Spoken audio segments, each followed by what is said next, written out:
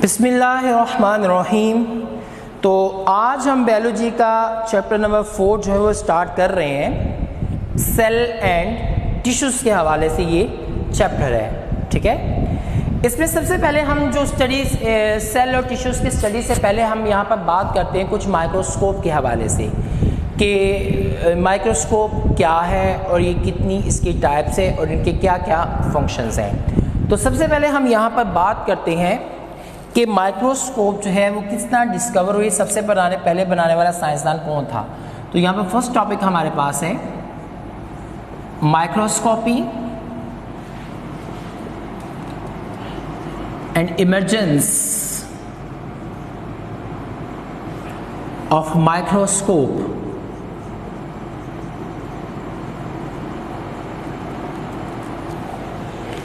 ठीक है, ये फर्स्ट हमारे पास टॉपिक है इमर्जेंस ऑफ माइक्रोस्कोप। और यहाँ पर मैं एडिशन करता हूँ सेल थ्योरी को भी, एंड सेल थ्योरी।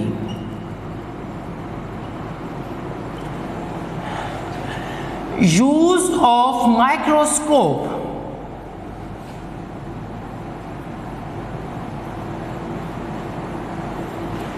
इसको हम बोलते हैं माइक्रोस्कोपी। सही है। माइक्रोस्कोप का जो यूज है इसको हम क्या टर्म देते हैं, माइक्रोस्कोपी का नाम देते हैं। और जो आप फोटो या माइक्रोग्राफ माइक्रोस्कोप के, अब मिसाल के आपको मैं एक स्पेसिमन देता हूँ कि भाई ये स्पेसिमन को माइक्रोस्कोप के नीचे से देखो और इसकी पिक बनाओ, तो पेपर के ऊपर या कुछ कोई फोटोग्राफिक फिल्म है जैसे कैमरास के अंदर यूज़ होता है ना, ठीक है। यहाँ के माइक्रोस्कोप के अंदर, इलेक्ट्रॉन माइक्रोस्कोप के अंदर पेपर यूज़ होता है जिस पर वो पिक बनना शुरू हो जाती है। तो माइक्रोस्कोप के ज़रिए, चाहे वो आपकी लाइट माइक्रोस्कोप है, चाहे वो कंपाउंड माइक्रोस्कोप है या वो इलेक्ट्रॉन माइक्रोस्कोप है, किसी भी माइक्रोस्कोप के ज़रिए आप किसी भी स्पेसिमन, किसी ऑर्गेनिज्म की जब तस्वीर बना लेते हो, स्केच बना लेते हो, तो वो स्केच या वो पिक हमारे पास कहलाता है माइक्रोग्राफ।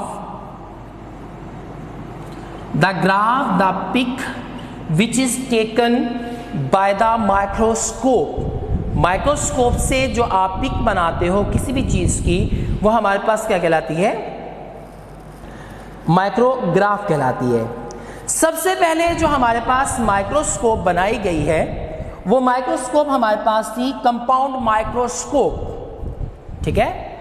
सबसे पहले जो माइक्रोस्कोप हमारे पास बनाई गई है वो माइक्रोस्कोप कौन सी थी। अब यहां पहले मैं बताता जाऊं कि माइक्रोस्कोप जैसे मैंने अभी बता दिया 3 तरह की हैं। एक हमारे पास LM light microscope, CM compound microscope, EM electron microscope. ये 3 तरह के माइक्रोस्कोप हमारे पास हैं, light microscope, compound microscope, electron microscope. सबसे पहले जो माइक्रोस्कोप बनाई गई है 1595 के अंदर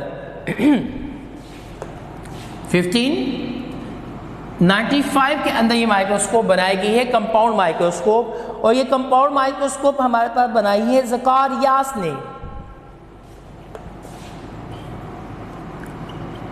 ज़कारियास ये एक बायोलॉजिस्ट है, ठीक है। सबसे पहले जो माइक्रोस्कोप बनी है वो कंपाउंड माइक्रोस्कोप है और 1595 के अंदर ये माइक्रोस्कोप किसने बनाई है, ज़कारियास ने। और ये सिंपल एक ट्यूब थी,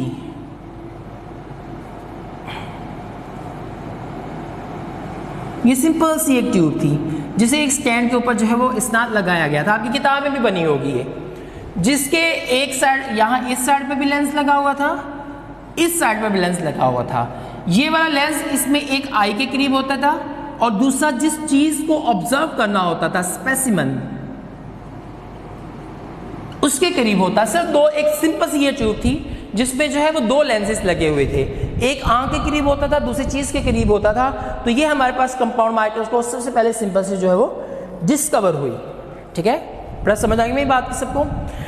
अब जब आप माइक्रोस्कोप यूज़ कर रहे होते हो तो उसमें हम 2 तरह के टर्म्स का बात करना बहुत ज़रूरी है, ठीक है ना। एक वो टर्म हमारे पास कहलाती है मैग्निफिकेशन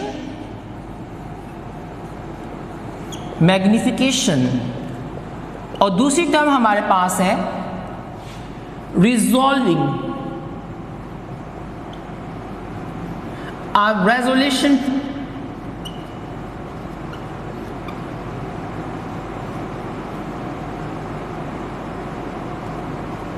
रेजोल्यूशन। ये दो टर्म्स जरूर आप लोगों को इसके बारे में इल्म होना चाहिए, क्योंकि माइक्रोस्कोपी के अंदर जो है ये टर्म बहुत ज़्यादा इंपॉर्टेंट है। अब मैग्निफिकेशन पावर क्या है और रेजोल्यूशन या रिजॉल्विंग पावर क्या है?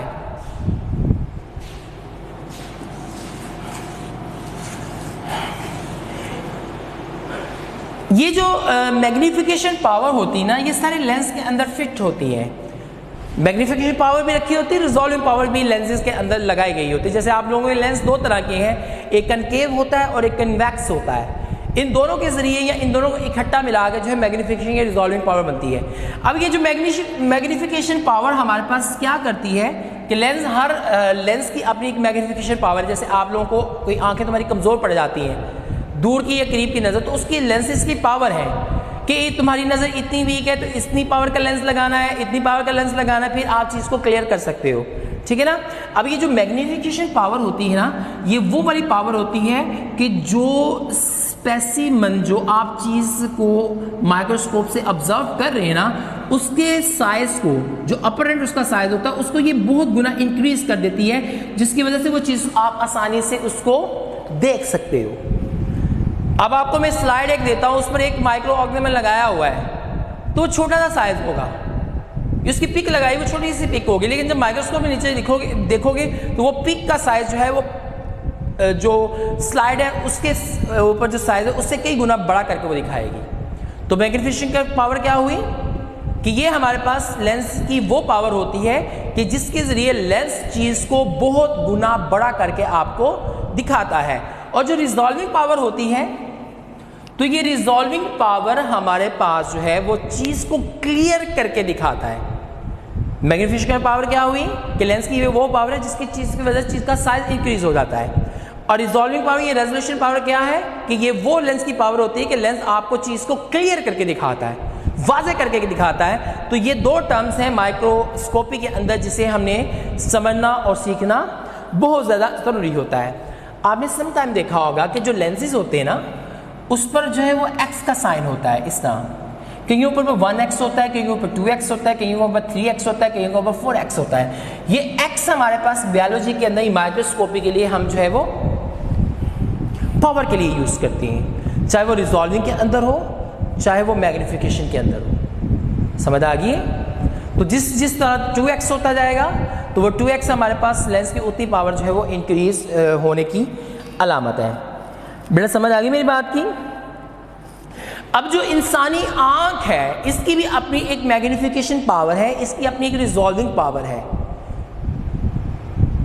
ठीक है, एक खास डिस्टेंस तक तुम्हारी आंख चीज को बड़ा करके दिखा सकती है, एक खास डिस्टेंस तक चीज आपको क्लियर नजर आ सकती है।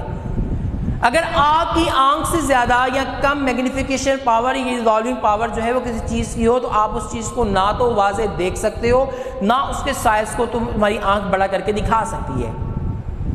जिससे आपके लेंसेज, हर लेंसेज की पावर है, जितनी उस लेंस की पावर होगी उसके मुताबिक वो काम करेगा। अब कुदरत ने आपकी आंखों के लेंस की भी जो मैग्निफिकेशन पावर है और रिजॉल्विंग पावर जो मखसूस रखी है। तो आंख की हमारे पास जो रिजॉल्विंग पावर है, जो रिजॉल्विंग उसकी टर्म आती है, वो 0.1 मिलीमीटर है।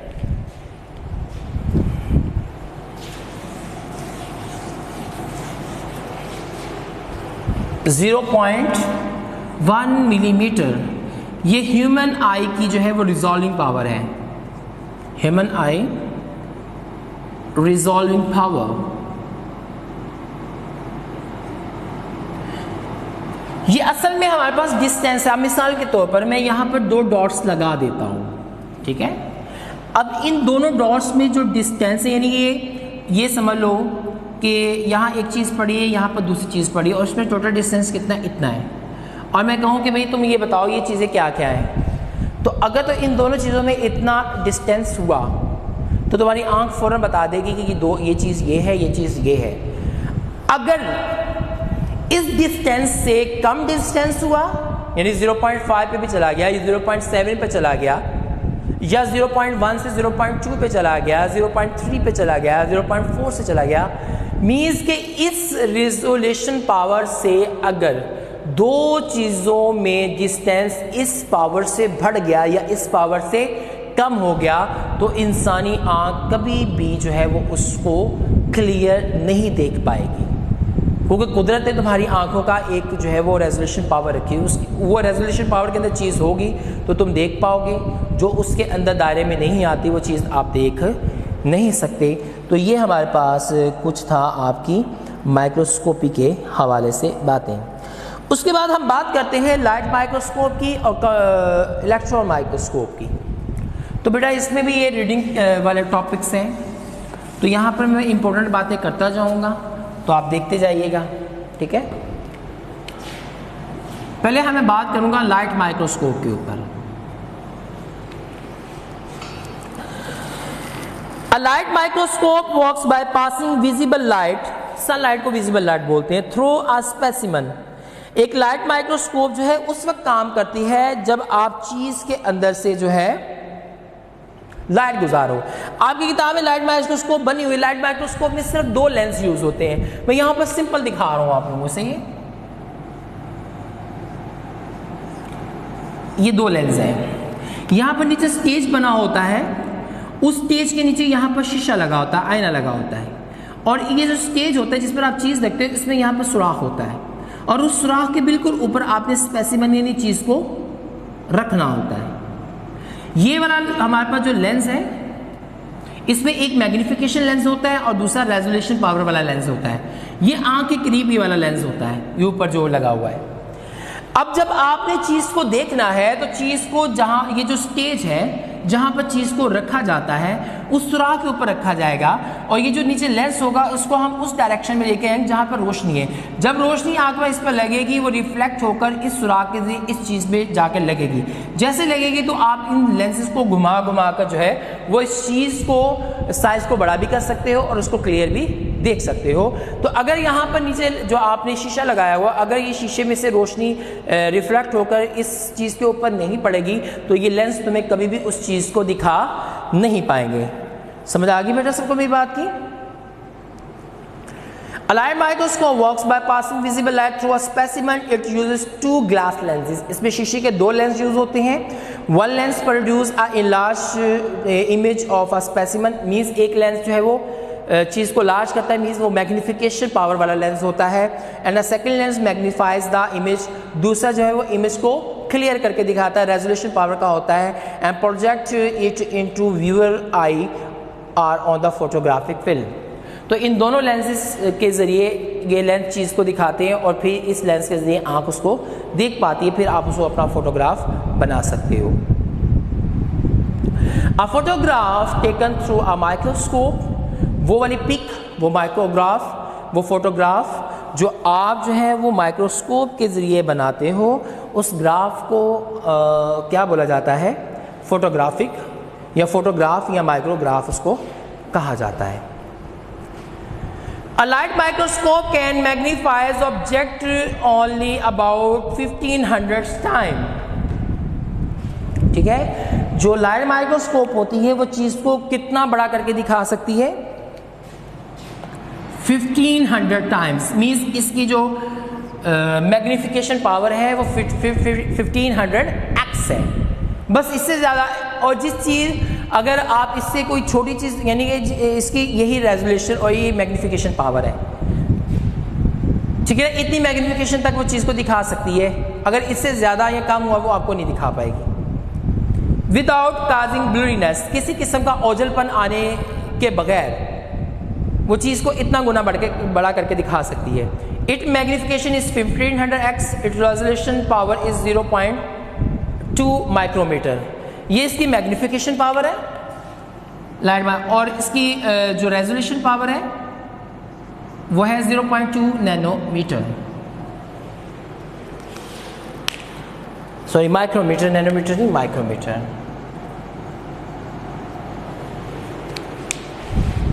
समझ आ रही सबको मेरी बात की? क्योंकि मैग्निफिकेशन पावर इतनी है। और रेजोल्यूशन पावर कितनी है 0.2 micrometer.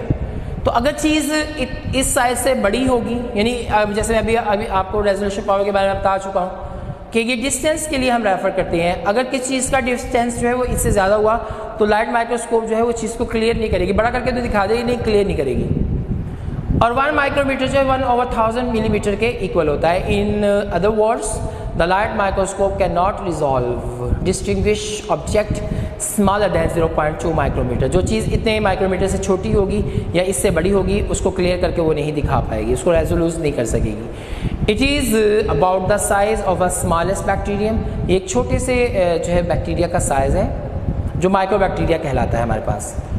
The image of bacterium can be magnified many times. ये चीज़ के इमेज को बहुत गुना करके बड़ा दिखा सकती है, but light microscope can not show the detail of its internal structure.